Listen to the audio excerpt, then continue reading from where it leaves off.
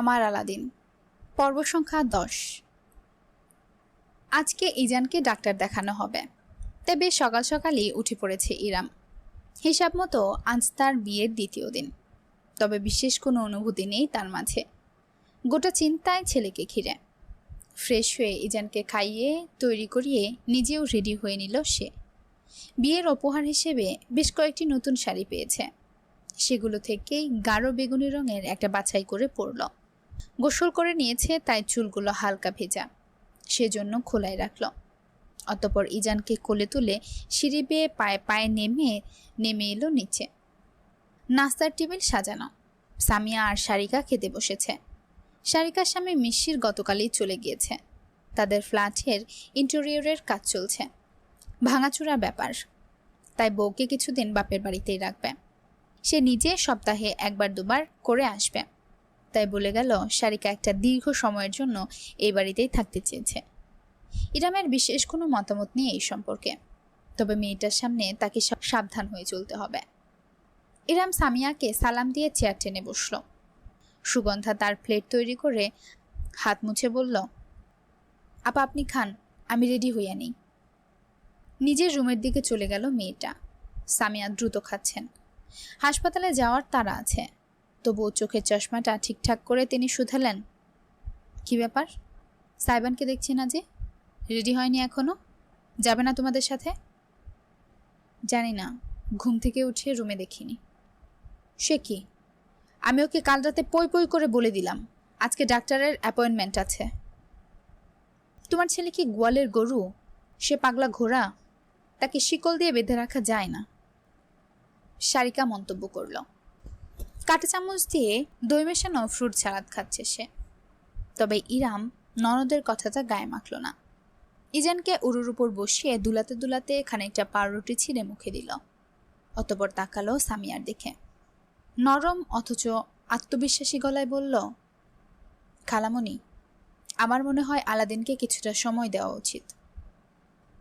সামিয়ার ফ্যালফ্যাল করে তাকিয়ে রইলেন। ইরাম গতকাল রাতেও এই কথা বলেছে। ইজানকে ডাইপার পরাতে গিয়ে সাইবান প্রায় বমি করে দিচ্ছিল, দেখে এসে পরে আর তাকে কিছু করতে দেয়নি। সাইবানও বুঝি হাঁপ ছেড়ে বেঁচেছে। সামিয়াকে চেয়ে থাকতে দেখে ইরাম ব্যক্ত করল, এই বিয়েটা ওর মনের খুশিতে হয়নি। উপরন্তু একটা বাচ্চা সামলানো চারটেখানি কথা নয়। আলাদিনের বয়স কম, ওর মাঝে এখনও দায়সারা দায়িত্বহীনতা ভাবটা রয়ে গিয়েছে।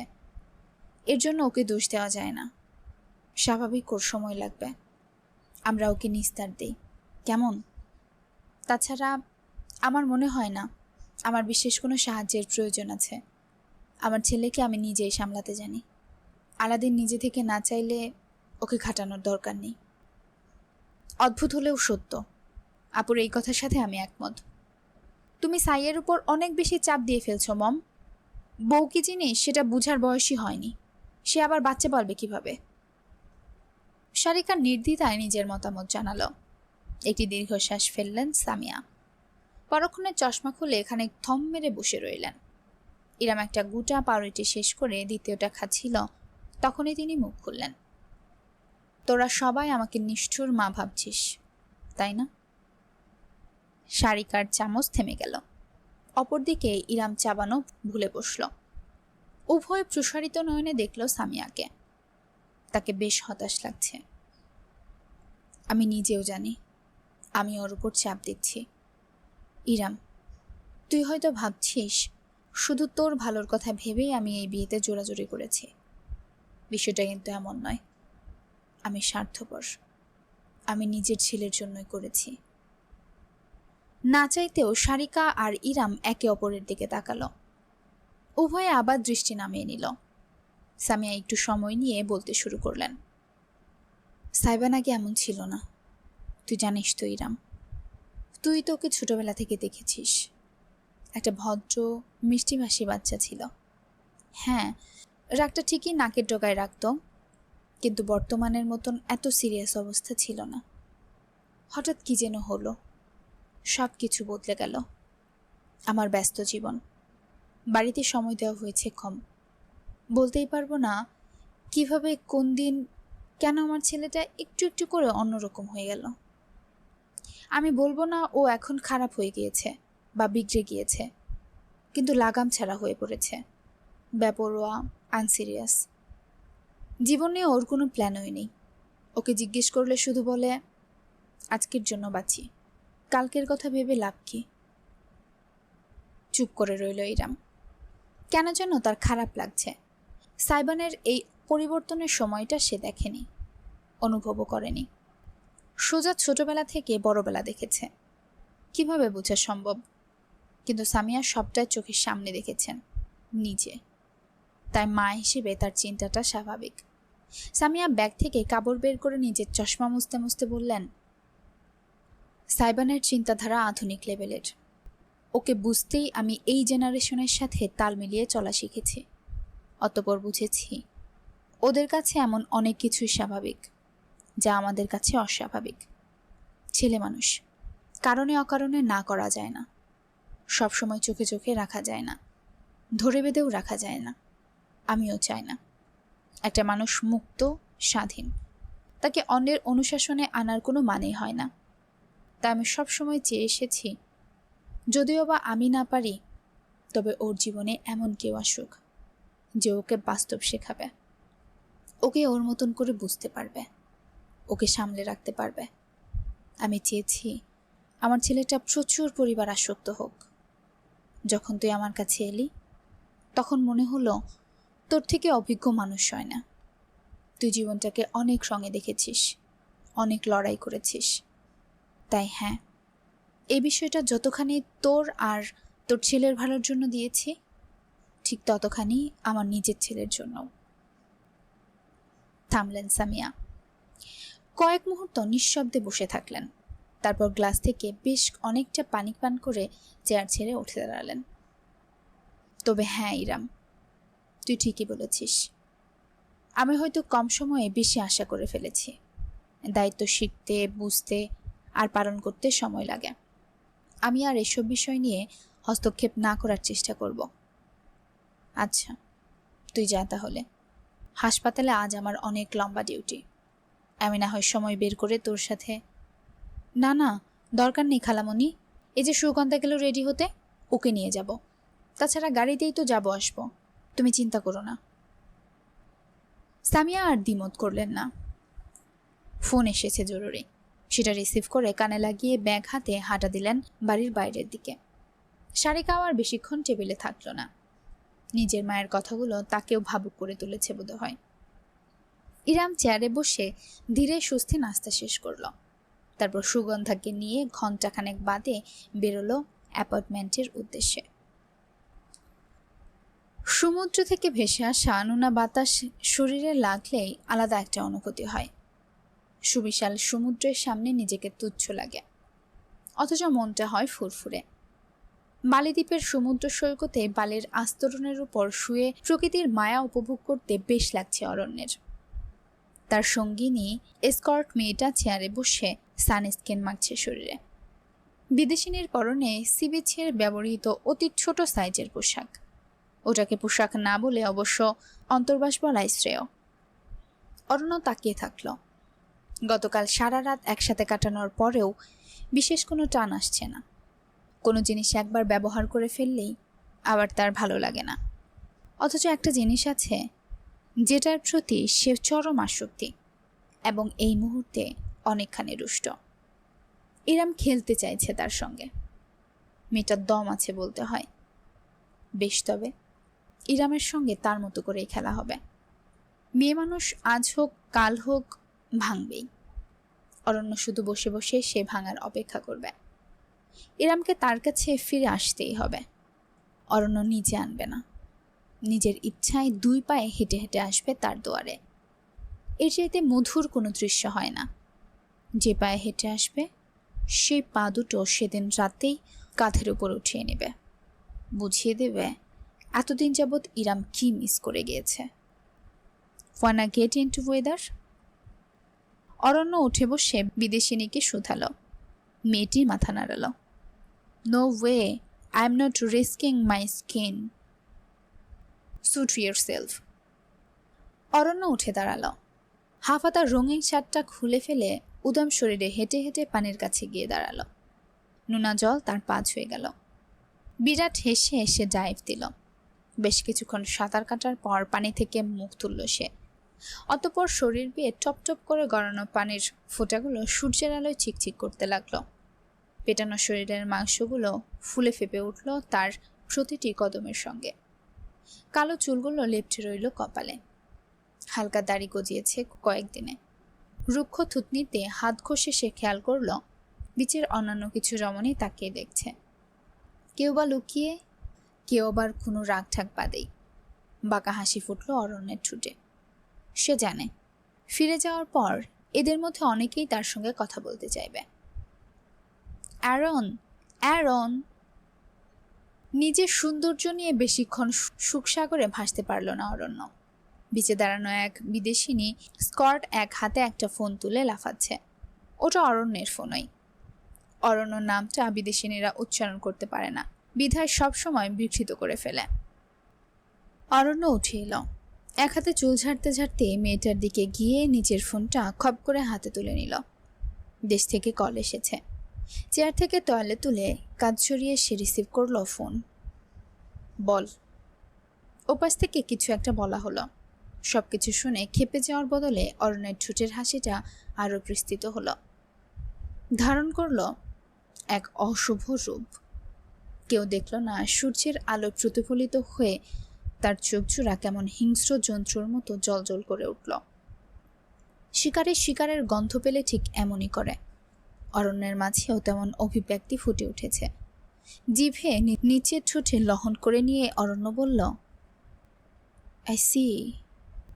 ফোন কান থেকে নামিয়ে স্ক্রিনের দিকে তাকালো।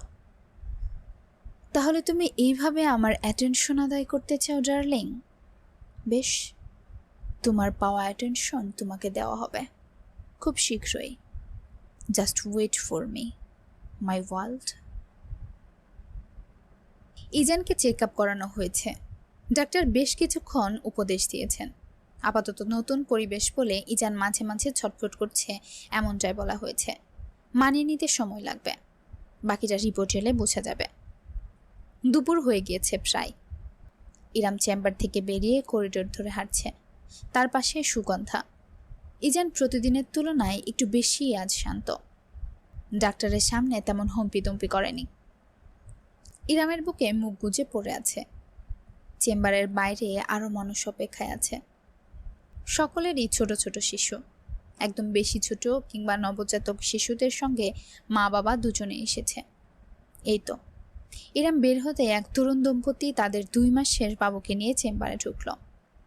দৃশ্যটা মনোরম, তার সঙ্গে আবেগঘন। একজন শিশুর দায়িত্ব উভয় পিতামাতার। যে কোনো প্রয়োজনে উভয়ের উপস্থিতি শুধুমাত্র দম্পতির বন্ধনই শক্ত করে না, বরং শিশুর জন্য উজ্জ্বল দৃষ্টান্ত স্থাপন করে। কারণ সে নিজের চোখে দেখে বড় হয় তার পিতামাতার মাঝে সুসম্পর্ক আছে। সেটাই সে ভবিষ্যৎ জীবনে অনুকরণ করে। মলিন এক হাসি ফুটল ইরামের ঠোঁটে। ইজানের বাবা মানুষটা মোটেও কোনো উজ্জ্বল দৃষ্টান্ত নয়। ওই লোকটাকে এখানে সে কামনা করে না, বরং তার ছায়া ইজানের উপর পড়ুক সেটাও চায় না। তবে ইজান যে কোনো প্রকার সুস্থ সম্পর্কের বন্ধন দেখা ছাড়াই বড় হতে চলেছে সেটা তার কাছে স্পষ্ট। আপা, গাড়িটা একটু সুপার শপের সামনে থামাইতে বললেন। ওইখানে মাশরুম পাওয়া যায়। আজকে আমি আপনাকে মাশরুমের স্যুপ কইরা খাওয়াবো, অনেক মজা। সুগন্ধা নিজের কথা বলে যাচ্ছে। ইরামের শুনতে ভালোই লাগছে। করিডোরের শেষ প্রান্তে পৌঁছে গিয়েছে তারা প্রায়। ঠিক এমন সময়ে সামনের দৃশ্য লক্ষ্য করে ইরামের পদক্ষেপ থেমে গেল। করিডোরের শেষের দেওয়ালে হেলান দিয়ে দাঁড়িয়ে আছে সাইবান। একটা ওভার সাইজের হাফ হাতা টি শার্ট আর ঢুলা ট্রাউজার পরনে। চুলগুলো হালকা ভেজা ভেজা, ঘেমে গিয়েছে, কপালে ছড়িয়ে আছে। আইব্রো পিয়ার্সিংটা চিকচিক করছে। এক হাতে ফোন ধরা, কিছু একটা করছে অত্যন্ত মনোযোগ দিয়ে। ইরাম থেমে দাঁড়াতেই মুখ তুলে তাকালো সে। তারপর ফোনটা ট্রাউজারের পকেটে ঢুকিয়ে ধীরে ধীরে এগিয়ে এলো। তুমি এখানে? অবাক না হয়ে পারল না ইরাম। সাইবান মাথা কাত করে তাকে দেখল। তারপর জিজ্ঞাসা করল, কেন? শাহরুখ খানকে আশা করেছিলেন? না, অনুরাগকে আশা করেছিলাম, ভালো আর হ্যান্ডসাম ছেলে। ইরাম জানে না হুট করে সে এমন জবাব কেন দিল। সাইবানকে দেখতে দেখতে ছেলেটার প্রভাব তার নিজের উপরেও পড়তে শুরু করেছে বোধহয়। অনুরাগের কথা শুনে ভ্রু কুঁচকে ফেলল সাইবান। তার চোখে মুখের শান্ত ভাবটা হুট করেই অশুভ হয়ে উঠল। শুধু অনুরাগ কেন? স্যালাইন আর ওর বাচ্চাটা কি দোষ করেছে? ওদেরও আশা করতে পারতেন। না না, শুধু ওদের কেন, পুরা পাড়া মহল্লাকে আশা করতেন, পৃথিবীর সকল মানুষকে আশা করতেন, পৃথিবীর বাইরে মঙ্গোলিয়ানদেরও আশা করতেন, এরিয়া 51 থেকে এলিয়ানদেরও আশা করতেন। ভাইজান, থামেন থামেন, যে হারে আগাইতেছেন না তার আগে আপনি মহাবিশ্বের বাইরে বাইর হয়ে যাইবেন। সুগন্ধার দিকে কটপট করে তাকালো সাইবান। জরিনার আম্মা সকিনা পটকে দিয়ে চটকে ফেলবে একদম। আমি আবার নারী পুরুষ সমান অধিকারে বিশ্বাসী। পরে শাহবাগে গিয়ে গলা ছিললে লাভ হবে না, দেখিস কিন্তু। পরক্ষণেই ইরামের দিকে ঘুরে দাঁড়ালো সে। আর আপনি? স্বামী আসবে না তো কোন খাদামের খানি আসবে আপনার কাছে শুনি? ও বাবা, স্বামী আমার আছে? বুঝতেই পারেনি। ইরাম মজা করল। সাইবানকে খেপতে দেখে বেশ লাগছে তার। তীর্যক এক হাসি ছুঁয়ে গেল বান্দার ঠোঁটে। আশেপাশে মানুষের উপস্থিতির কোনো পরোয়া না করেই হুট করে ঝুঁকে এলো সে। সুগন্ধার বড় বড় রসগোল্লার মতন চোখের দৃষ্টি উপেক্ষা করে ইরামের কানে কানে ফিসফিস করে বলল, বুঝতে পারছেন না নাকি বুঝতে চাইছেন না? সাইবানের একটি হাত উঠে এলো ইরামের কাঁধে। ভাঁজ করে তুলে দেওয়া তার শাড়ির আঁচলটি আঙুলে ছুঁয়ে দিয়ে যুক্ত করল, don't try to play with your hubby. I am the coach of this game, Mrs Beguni. ধক করে বুকের ভেতর একটা কাঁপুনি হলো ইরামের। ঠোঁটজোড়া অনুভবে ফাঁক হয়ে পড়ল। প্রসারিত দৃষ্টিতে দেখল সে সাইবানকে। বৃদ্ধা আঙুলে অধর ঘষতে ঘষতে আপাদমস্তক খুঁটিয়ে খুঁটিয়ে ইরামকে দেখছে সে। চোখাচোখি হতেই জিভ গালে ঠুকিয়ে অদ্ভুত ভঙ্গিটা করল সে। একেবারে বাজে অভ্যাস, ভয়ানক অভ্যাস। গাড়িতে পায়ে হেঁটে যাবেন নাকি শাড়িতে কোলে তুলে নেব? ইরামের গাল দুটো হালকা লাল হয়ে উঠল, এইটুকুই। সে বেশি অনুভূতি দেখালো না আর। দ্রুত এগোলো করিডোর ধরে। পেছনে নীরব হাসতে হাসতে এলো সাইবান। তার নয়নজোড়া ঘুরপাক খেতে লাগলো সামনে হেঁটে চলা ইরামের বেগুনি শাড়ি জড়ানো অবয়বে। ড্রাইভারের পাশে বসলো সুগন্ধা, পেছনে ইরাম আর সাইবান। সুগন্ধার কথা মতো সুপার শপের সামনে থামানো হলো। বেচারে ড্রাইভারকে সঙ্গী বানিয়ে নাচতে নাচতে পছন্দের মাশরুম কিনতে চলে গেল। গাড়ির ভেতর এখন শুধু সাইবান আর ইরাম। ইজান ইরামের কোলে নড়াচড়া করছে, আশেপাশে দেখছে কৌতূহলী দৃষ্টিতে। বাইরে গেলেই সে এমন করে। ইরাম ছেলেকে দুলাতে দুলাতে হঠাৎ জানালা দিয়ে বাইরে তাকিয়ে দেখল রাস্তার এক পাশে ভুট্টাওয়ালা বসেছে। তার মনে পড়ল কলেজ ভার্সিটি যাওয়ার সময় এভাবে ভুট্টা খাওয়া হতো। বিকালে ভাইদের নিয়ে বেরোলে দুজন বায়না ধরত। পুরাতন স্মৃতিগুলো তাকে নস্টালজিক করে তুলল মুহূর্তেই। সাইবান আর চোখে দৃশ্যটা খেয়াল করেছে। দ্বিতীয় কোনো কথা না বলে গাড়ির দরজা খুলে সে বাইরে পা রাখল। পোটলার দাঁত হয়নি তো কি হয়েছে, পোটলার মায়ের তো হয়েছে, তার সামনে আবার চেঙ্গিস ফেল। বলেই সে হাত বাড়িয়ে দিল ইরামের দিকে। ভুট্টা চলবে? ইরাম প্রথমটাই সাইবানের বাড়িয়ে দেওয়া হাতের দিকে অপলক চেয়ে রইল। পরক্ষণেই হাতটা ধরল। এই নিয়ে দ্বিতীয়বার হাত ধরা হলো তার। সাইবান আর ইরাম দুজনে হেঁটে ভুট্টাওয়ালার কাছে দাঁড়ালো। মামা, 4টা ভুট্টা। 4টা কেন? ইরাম সাইবানকে জিজ্ঞেস করতেই ভ্রু তুলে তাকালো। বাবারে, ড্রাইভার আর সকিনা, জোরেনার আম্মা সকিনা আমার পেট থেকে কেটে ভুট্টা বের করে খাবে ওকে না দিলে। ওকে চেনেন না আপনি? যা, মেয়েটা এতটাও খারাপ নয় যতটা তুমি মনে করো। নতুন নতুন তো আপনাকে শরম পেয়েছে। দুদিন ওয়েট করুন, ওর নাগিনী রূপ এই বেরোবে বলে। সারাদিন নাগিন সিরিয়াল দেখতে থাকলে তো এমন হবেই। ইরাম ফিক করে হেসে ফেলল। বাড়ির মালিকের সঙ্গে সেখানে এক প্রকার আশ্রিতা প্রায় মেয়ের এমন দুষ্টু মিষ্টি সম্পর্ক তার কেন জানি ভীষণ ভালো লাগলো। ভুট্টাওয়ালা ভুট্টা শেখে মশলা মাখিয়ে ইরামের হাতে দিল। সাইবান নিজের থেকেই এগিয়ে এসে দুহাত বাড়িয়ে দিল ইজানকে ধরার জন্য। ইরাম খানিকটা ইতস্তত করলেও শেষমেশ দিল। অবাক নয়নে খেয়াল করল সাইবান কতটা সাবধানে ধীরে ধীরে ইজানকে ধরে নিজের বুকে ঠেকাল। আজ বোধ হয় সত্যি তার অবাক হওয়ার দিন। নিজের ভুট্টাটা সাইবান অন্য হাতে ধরতেই ইজান মুখ ছোট করে বাড়িয়ে জিভ বের করে ফেলল চেটে দেওয়ার জন্য। সাইবান সঙ্গে সঙ্গে তাকে দূরে সরিয়ে ধরল। কিস, সাহস কত বড় পোলাটার, আমার খাবারের ভাগ চাই। I I. ইজান তার হাতের কবজি খামচে ধরতে চাইল। মুখ বেয়ে লালা গড়িয়ে পড়ল ছোট বাচ্চাটার। সাইবান তাকে রীতিমতো টেনে কাঁধের উপর তুলে বলল, আমার খাবারের ভাগ চাওয়ার আগে বল, তোর খাবারের ভাগ দিবি? ইরাম ভুট্টা চিবাতে চিবাতে কেসে ফেলল। সাইবানের মুখে লাগাম আর মনের লজ্জা শরম বলতে কিচ্ছু নেই নাকি। সাইবান ইজানকে দেখিয়ে দেখিয়ে ভুট্টে কামড় দিতে লাগলো। মামা, আগে দুধের দাঁত বানা, তারপর আসিস, ফোকলা কোথাকার। ইজান প্রায় কাঁদো কাঁদো হয়ে গেল। তাই দেখে শয়তানে হাসি হাসতে লাগলো সাইবান। তবে পুরোপুরি কান্নার ভাগ্য হলো না। রাস্তা দিয়ে হেঁটে যাওয়া একজন তরুণী হঠাৎ করে থেমে দাঁড়ালো তাদের সামনে। একজন অতি উত্তেজিত মেয়ে এসে বলল, কি কিউট বেবি, একটু আদর করি। ইজানের কান্না ভাবটা মুহূর্তে মিলিয়ে গেল।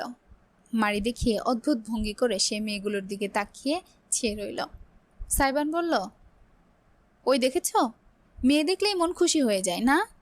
I can feel bro, I can totally feel. মেয়েগুলো ঘিরে দাঁড়িয়ে ইজানকে আদর করে দিতে লাগলো। ইরাম সতর্ক চোখেই দেখছে। তবে এটাও খেয়াল করল সাইবানও বিশেষ অসতর্ক নেই।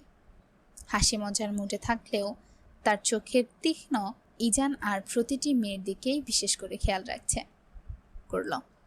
ইরামের মনে ভীষণ উষ্ণতা ভর করল। একটা মেয়ে ইজানের গাল টেনে দিয়ে বলল, বেবি অনেক কিউট, আপনার ছোট ভাই? সাইবান ইজানকে বুকে ঠেকিয়ে অপ্রত্যাশিত একটি উত্তর করল, মাই বেবি বয়। জাস্ট অসাধারণ। আজকের পর্বটা অনেক বেশি সুন্দর ছিল। আমাদের সাইবান এমনিতেই বেপরোয়া হলেও অনেক বেশি দায়িত্ববান, ফানি টাইপ হইলেও অনেক বেশি কেয়ারিং। যাই হোক, শুনছিলেন জাবিন ফুরকানের লেখা আমার আলাদিন। আজকে শুনলেন গল্পটির 10ম পর্ব। আজকের পর্ব আপনাদের কাছে কেমন লেগেছে অবশ্যই কমেন্টের মাধ্যমে জানিয়ে দিবেন। ভালো লেগে থাকলে গল্পে একটা লাইক করে দিবেন এবং চ্যানেলে একটা সাবস্ক্রাইব করে দিবেন। পরবর্তী পর্বের জন্য অপেক্ষা করবেন। পরবর্তী পর্ব খুব শীঘ্রই নিয়ে হাজির হব। ততক্ষণে চোখ রাখুন স্টোরি বাই দাসরুস চ্যানেলে। ধন্যবাদ।